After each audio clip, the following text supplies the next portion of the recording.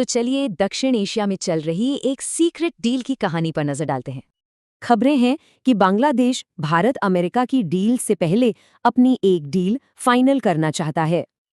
अब इस पूरी जल्दबाजी के पीछे है बांग्लादेश का सबसे बड़ा उद्योग, टेक्सटाइल यानी कपड़ा।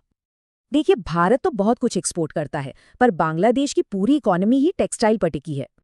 ये चार्ट साफ साफ दिखा रहा है कि टेक्सटाइल इंडस्ट्री उनकी इकोनॉमी के लिए कितनी ज्यादा जरूरी है।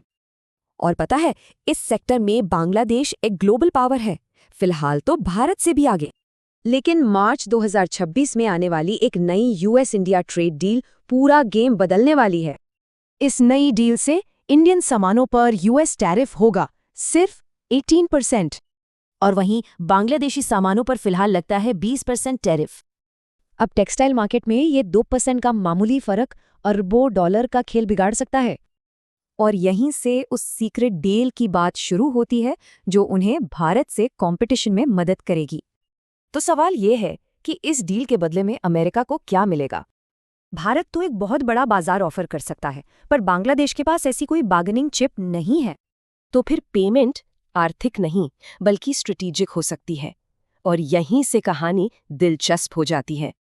पिछले 1 साल से बांग्लादेश में अमेरिका की मिलिट्री प्रेजेंस बढ़ने की खबरें आ रही हैं। जाहिर है, इस सिचुएशन से पूरे साउथ एशिया में एक अनिश्चितता का माहौल बन गया है।